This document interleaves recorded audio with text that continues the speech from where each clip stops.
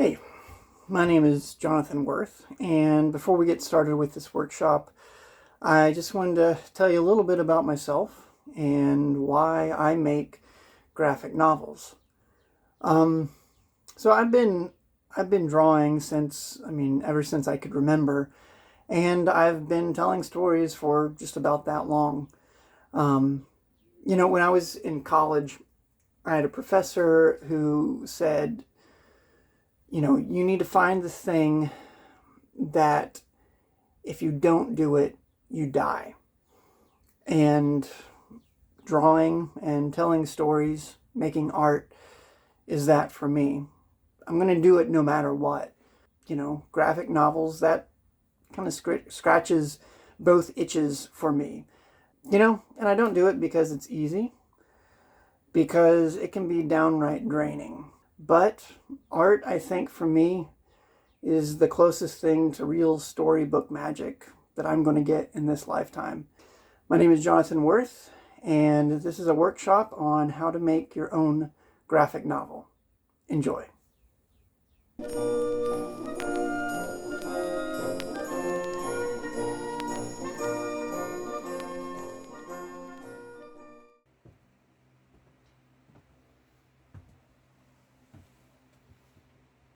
Hi, I'm Jonathan Worth. I am an artist and a writer, and it's my pleasure to talk to you today about making graphic novels.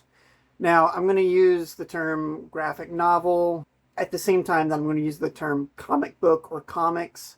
If I were super fancy, I would say sequential art, but I'm probably not going to use that one as much. But I'm so glad that you're joining me to talk about making graphic novels. So let's get started. So first of all, graphic novels are stories that are told through pictures and usually words. Now, there are graphic novels that are told without words. Those can be really powerful. So you can do that. I'm going to be talking about ones that use words because I tend to use words. I like words a lot. But I do want to say this. So when you make graphic novels, you don't have to be a great artist, but you do have to tell a good story. And so in this first session, I really want to talk about what it takes to make a good story. I count 4 essential elements that go into making a good story. So let's dive into that. First, I would say you need a good character or characters. You're telling a story about someone or a group of people. Usually you don't want to bring too many characters into a story because that can get really confusing for readers. I think also as a writer, it can get confusing if you have too many characters. That character has to have a want. They have to want something. And that sounds really simple, but that's really important. And in their wanting something, there has to be a but that comes along. And what I mean by a but is an obstacle or a series of obstacles that stand in the way of the character trying to get what they want. And in the very end, so this is our 4th element here, things have to be different at the end of the story than they were at the beginning. So either the character themselves or the situation they find themselves in have to be different than what they were at the beginning. So I want to look at that. I want to dive into that a little bit. Look at each of these 4 different things. So a character wants, but, and in the end things have to be different. So let's take a look at that. What makes a good character? I think what makes a good character is that they have to be relatable. You can come up with all kinds of wild characters, aliens, superheroes, but I think they need to be very human at their core for us to relate to them. And I think a part of what makes a character human is that they have a want, a desire, and that, of course, we're going to talk about what makes a good want in just a second. So they have to want something.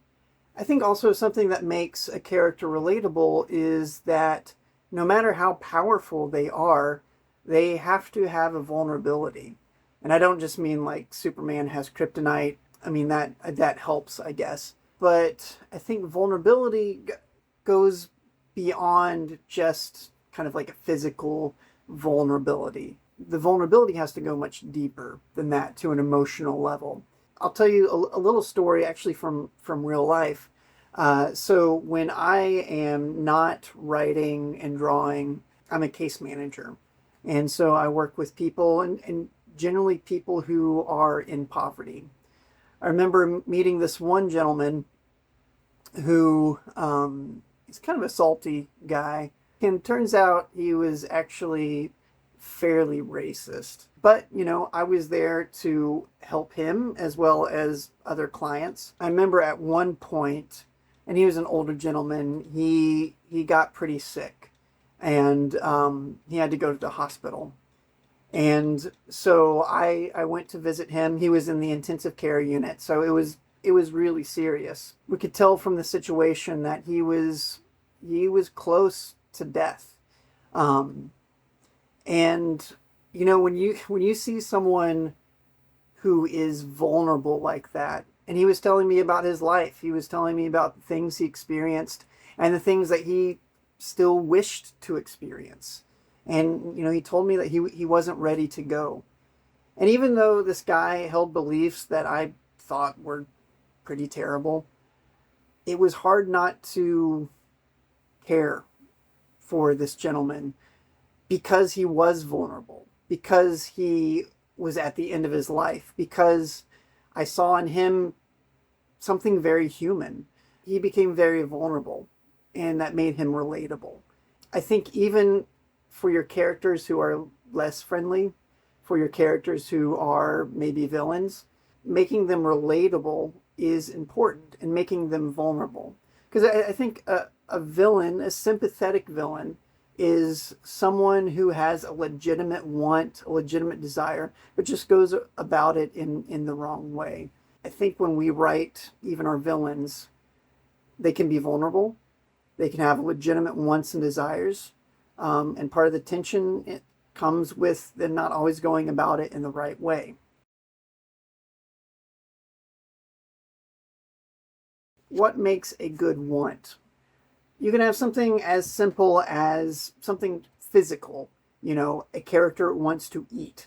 A character wants to survive. I mean, those can be very compelling wants. And you put a character in a very dangerous situation, and they're fighting for their lives, or they're fighting for the lives of those that they love. That's very compelling.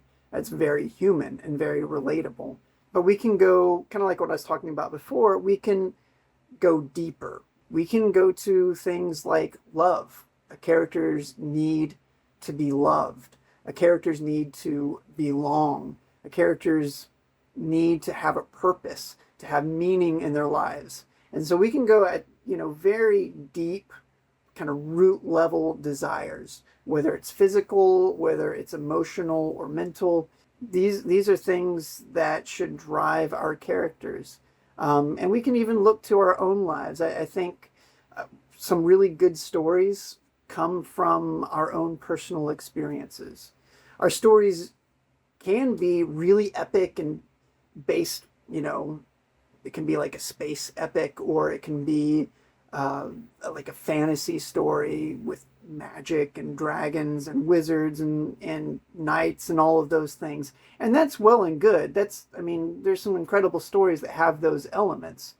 A good story doesn't have to have those elements. And a good story shouldn't have to rely on fantastical elements. I'm not saying anything bad about fantastical elements. I think that's great, and that's compelling and interesting.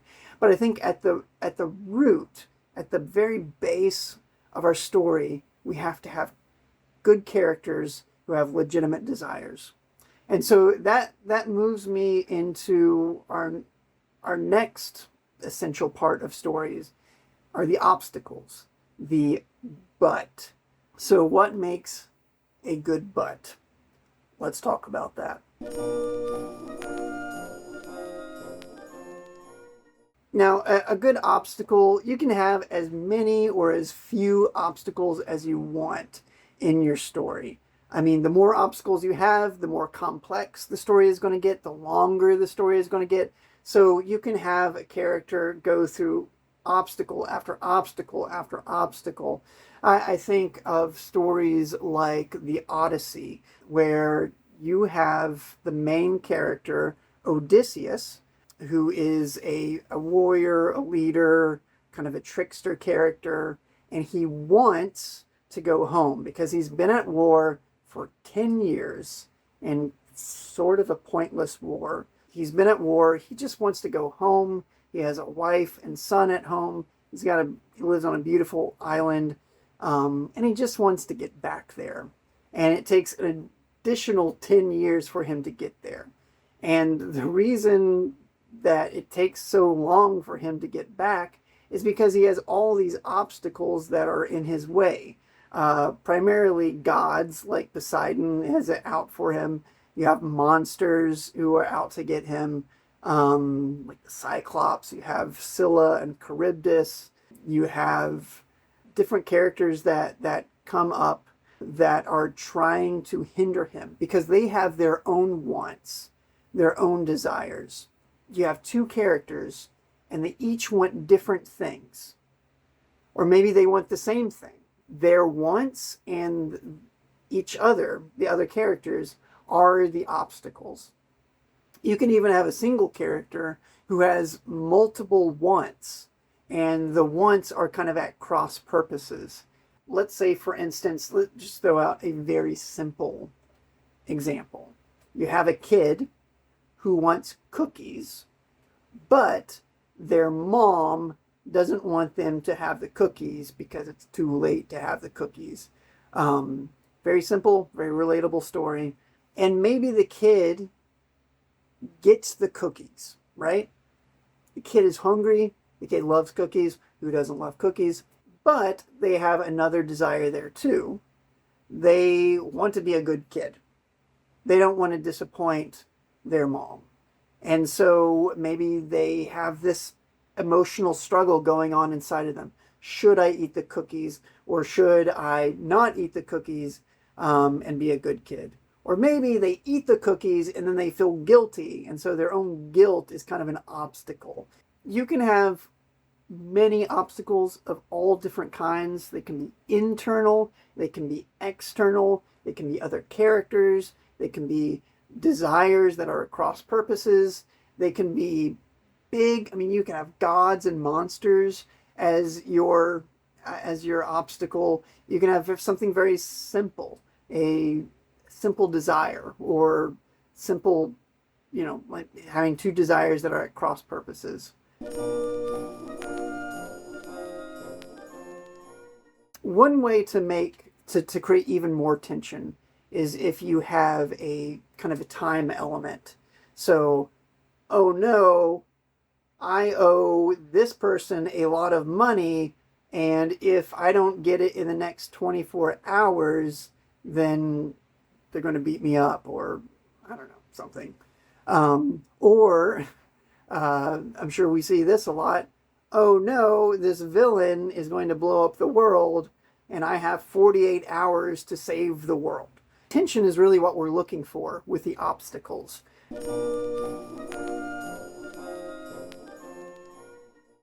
The story really happens when the character faces their obstacle.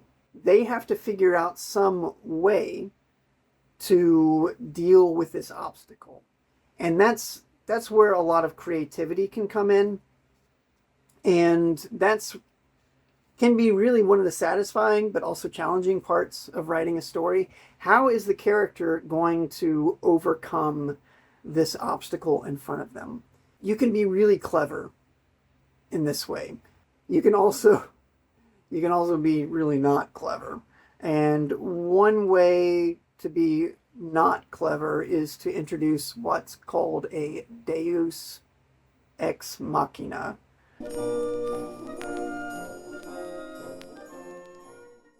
And a Deus Ex Machina is a device that's used in the story that just basically takes care of the problem kind of at the last minute and kind of shows up out of nowhere and just creates a resolution without being super clever. If any of y'all out there are fans of Doctor Who, the Doctor has a handy dandy tool called the sonic screwdriver. Sometimes the sonic screwdriver is a great way to move the plot along. It's helpful, it's useful, but I think sometimes it overextends its use. And so a writer uses it to like, oh, boom, the problem is solved because I have the sonic screwdriver and it takes care of all of the problems. That's not very satisfying. That's not an ending that I think shows a lot of cleverness. And so you might want to think long and hard about, how am I going to solve this problem? Okay, I've given this character a problem. How am I going to come to a solution? Now, in the ending, things have to be different than they were at the beginning. So maybe the character is different. Maybe they've grown, they've changed. Something has changed about them. Or maybe their circumstances are different. Maybe they went on a quest or a journey or a road trip and they were at point A and they had to get to point B, and all their obstacles were between point A and point B. Maybe the difference is they are literally in a different place. There are lots of different types of endings that you can use, and this is one of the hardest parts. It's like, where do you land the plane? You have a great character, they have a legitimate desire, they have great obstacles. How do you finish the story? This is tough. This is tough, I think. Any writer or creator that I've talked to has had, this is just a tough part of it. And there's so many different ways that you can end your story. You can have a very simple ending of like, hey, person wants the thing, they go through all this stuff to get it, and they get the thing, and that's good. That's great. That's a way you can end your story. It could be a tragedy. The person wants the thing, they fight so hard to get it, and in the end, they don't get the thing. You could go Shakespearean here. Like, in a good Shakespearean tragedy, there's a lot of conflict, and in the end, everybody dies. It's really sad. You can go with like a kind of a Greek tragedy type style where you have a character who's a heroic character, amazing, but they have, and there's the but again, they have a tragic flaw. And this tragic flaw causes their downfall. And so in the end, maybe they started up high and they were going great and they faced all this, all these obstacles in the middle, but at the end, their tragic flaw caused a downfall, and it's just a really sad story at the end. That's a bummer, but that is a legitimate story that you can tell. Going back to Shakespeare, Shakespearean comedies tend to be like this. There's people and they fall in love, and there's usually a lot of weird stuff that happens. There's like a love triangle, which is a great device to use for like conflict, because you have 3 different characters and each of them wants a different character. So their want is a different character, and the fact that they all want different things creates some really delicious obstacles there. So that's pretty simple, but effective and time-tested way. Look, romance, drama, that sort of thing, that's very human, and that creates a lot of human drama. That stuff sells. So if you want to go in that direction, that's great. You just have to remember, in the end, things have to be different. Oh, so going back to Shakespeare, in a Shakespeare comedy, you have people, they fall in love and out of love, and they go through different obstacles, and it's usually a mess and funny. And in the end, a bunch of people get married. So in a Shakespearean tragedy, at the end, everybody dies. In a Shakespearean comedy, everybody gets married. I mean, it's Shakespeare, so if he did it, it must be pretty good. I would encourage you to explore different types of stories. There are a lot of stories out there for you to dive into, to get to know. I think we're going to end it about right there for this session. So that is quite a bit about how to make a good story. You have a character, they got to want something, there has to be obstacles, and at the very end, something has to be different. So, in the next sessions, what we're going to do is I'm going to attempt to create a 4-page comic, right? So I've come up with some of it already, but it is definitely not finished. I am going to try to work out in front of you my process for coming up with a short graphic novel. And hopefully at the end of this, I'll have a 4-page comic that I can show you. Hopefully it will be decent. But we're going to talk about these elements of story, but also about the nitty-gritty of how you make a comic. Join me next time, and we will start the planning process for making a 4-page comic. I'm Jonathan Worth. Thank you for watching, and I'll see you next time.